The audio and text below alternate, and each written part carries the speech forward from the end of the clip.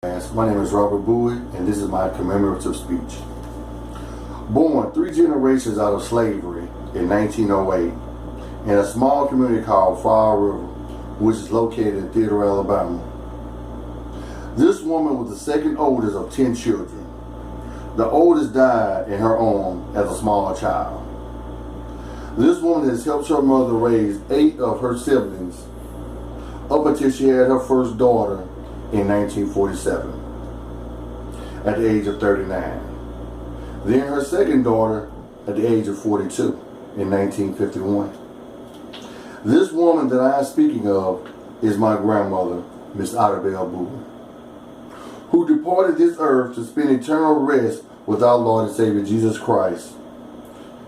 She passed away on December 7th, 1994, at the ripe old age of 86 years old.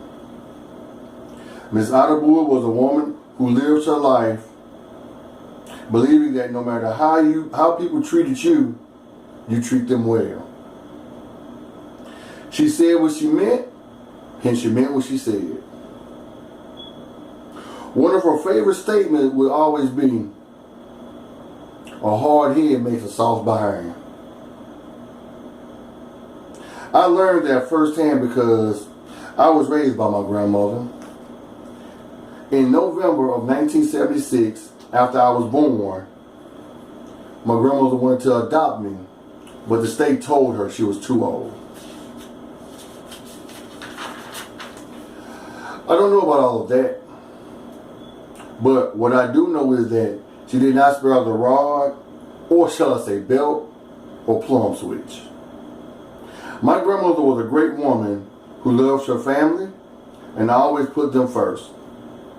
She grew up in a different time, and as a child, I remember when the insurance man came by the house, and this was a white man who came in and sat on the foot of her bed.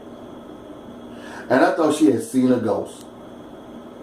But she kept her cool until he left. Then she explained to me that growing up in her day and age, that just didn't happen.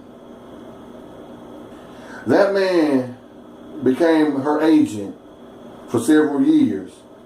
I believe because my grandmother felt comfortable with him being in her home. It is amazing to me to know that a woman born in 1908, who had seen over half of her siblings pass before her, still had enough life in her body to raise me. My grandmother died when I was 18. So I thank God that He allowed her to raise me to where I've never been arrested, I've never done drugs, and I wasn't that into alcohol. I love and miss my grandmother every day. But I think about how she didn't listen to what the state told her, and that she put what she had in her into me. You know, in this day and age, a lot of people take their grandparents for granted, but I thank God that I was able to have mine for the time that I did. And a lot of people say I have an old soul. I don't know if that's true or not. All I know is that I was raised by a woman who was in a wheelchair and who never walked, that I could remember. So, in my conclusion, if you still have your grandmother, you should give her a call, hug her, give her a kiss, and just let her know how much you appreciate having your grandmother around. Good night.